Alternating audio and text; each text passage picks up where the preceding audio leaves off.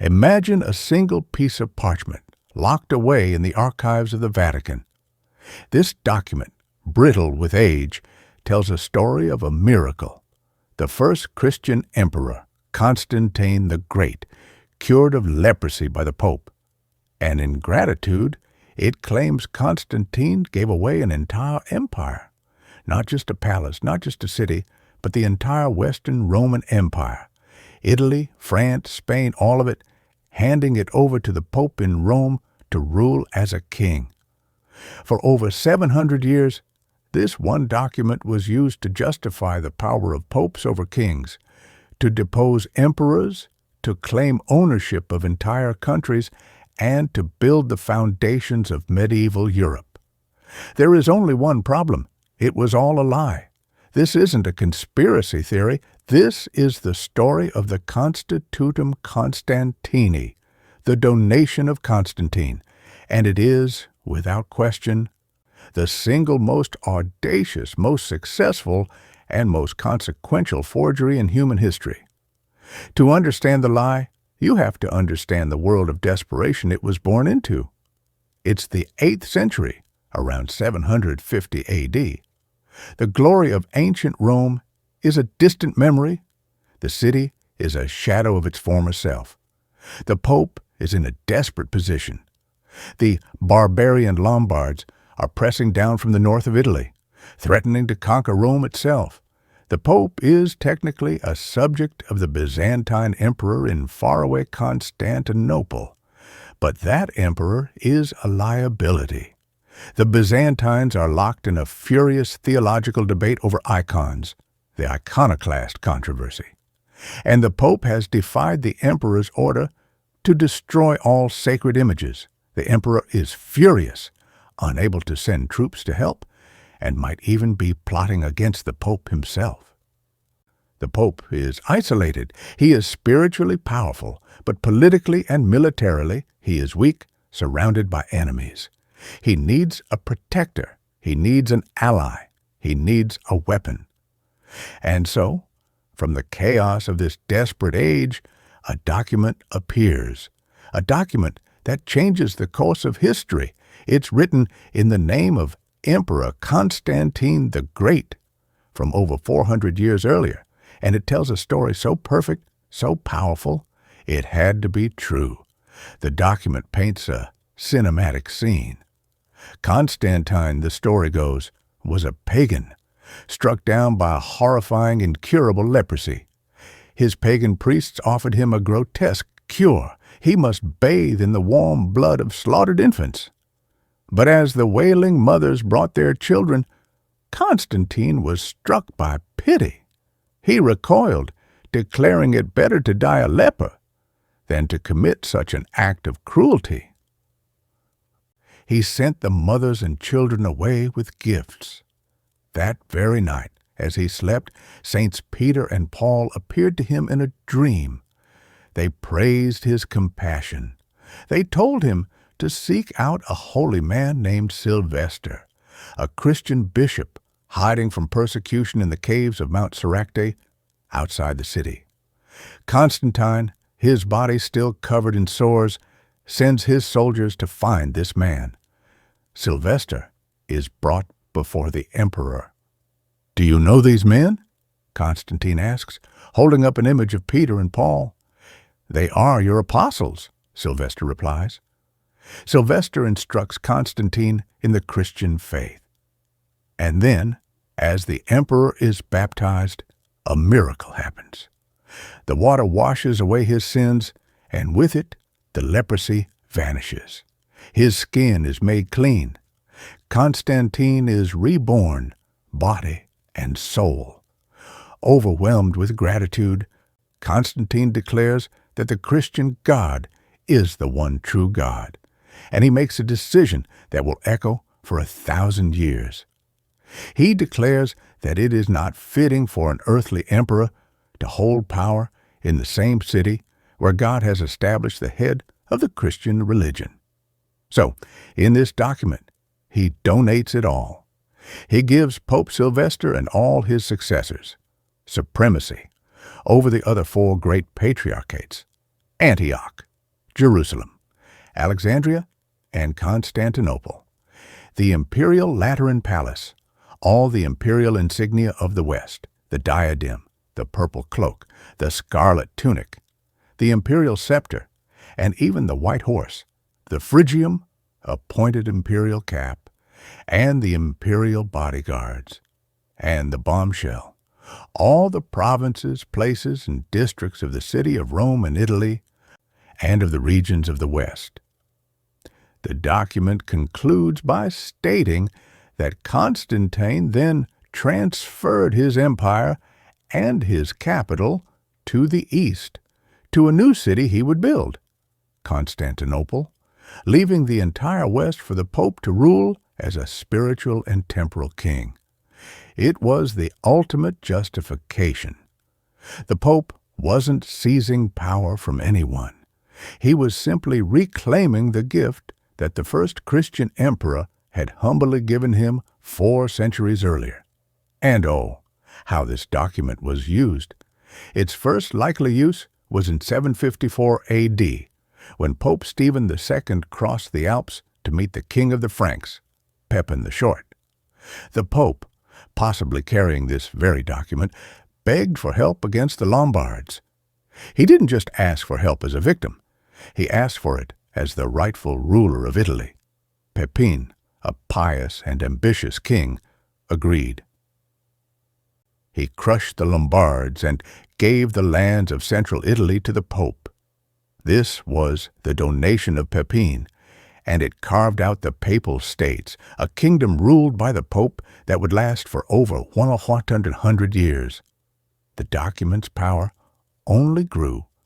On Christmas Day, 800 A.D., Pope Leo III placed a crown on the head of Pepin's son, Charlemagne, declaring him the first Holy Roman Emperor. What gave a pope the authority to create an emperor? The donation of Constantine. The power that Constantine had given away, the Pope was now bestowing on a new chosen protector. For centuries, this document was the legal bedrock of papal supremacy. During the East-West Schism of 1054, when the churches of Rome and Constantinople split forever, the Pope's legates cited the donation as proof that the Bishop of Rome held supreme authority over the Patriarch of Constantinople. Later, in the 11th century, the ambitious Pope Gregory VII used it in his Dictatus Papae, a document claiming the Pope had the power to depose emperors. When the popes and the Holy Roman Emperors clashed in the investiture controversy, the bitter struggle over who had the right to appoint bishops, the donation was the papacy's ultimate legal weapon. The emperor gave us this power. It was even used to divide the globe. In 1493, Pope Alexander VI issued the bull Inter Caetera, dividing the New World between Spain and Portugal. Part of the logic rested on the donation's claim that Constantine had given the Pope's authority over all the islands of the Christian world. This single, fraudulent document was written into canon law. It was cited by Thomas Aquinas. It shaped alliances, started wars, and drew the map of medieval Europe. For over 700 years, it was accepted as absolute, divine, and historical fact. But a lie, no matter how grand, cannot last forever. The cracks began to show. As early as the year 1001, the brilliant Holy Roman Emperor Otto III, who lived in Rome, openly mocked the document. He called it a fabrication, a ridiculous story. How could his predecessor have just given away the heart of the empire? But Otto's was a political complaint. He had no proof. The doubts festered quietly. Then came the Renaissance. This was an age obsessed with the past, with returning to original sources. Scholars were developing a new dangerous skill, philology, the critical analysis of texts. They were starting to notice problems. The document was supposedly from the 4th century, but it contained bizarre errors. It referred to Judea as a province, even though Rome had renamed it Palestina centuries before Constantine. It referred to temples being given to the church, but that word wasn't used that way. The final, devastating, and undeniable blow came in 1440. The executioner was a brilliant Italian Catholic priest, a humanist scholar named Lorenzo Valla. Valla wasn't just a skeptic, he was a master of the Latin language, and he was working for the King of Naples, who was currently in a territorial dispute with the Pope. The Pope was using the donation to justify his claim to the king's land. The king tasked Valla with investigating the document, and Valla did. He didn't just question it, he performed an autopsy. In his treatise on the falsely believed and lying donation of Constantine, Valla proved with the precision of a surgeon that it could not possibly have been written in the 4th century. The Latin was all wrong. The document was full of barbarisms. It used words like fief, a feudal term that wouldn't exist for another 500 years. It was, as Valla noted, like finding a word from the 14th century in a document from the 4th. It used forms of vulgar Latin, the language of the 8th or 9th century, not the elegant classical imperial Latin of Constantine's court. The document's author, supposedly Constantine himself, refers to the satrapes of the empire, a Persian word that a Roman emperor would never have used. The entire style, the phrasing, the titles, it all stank of the Middle Ages, not late antiquity. Valla's conclusion was inescapable. I affirm that the donation is spurious and a forgery, the work of a rascal. The truth was out, and the timing couldn't have been worse for the Church. The Catholic Church, naturally, did not embrace this revelation. Valla's work was suppressed. It was only published decades later, after his death. When it was, the Church immediately placed his book on the Index of Forbidden Books, where it remained for centuries. But it was too late. The printing press had been invented. The truth was unstoppable. When the Protestant Reformation exploded a few decades later, Valla's discovery was a match thrown on gasoline. Martin Luther translated Valla's work into German and distributed it widely.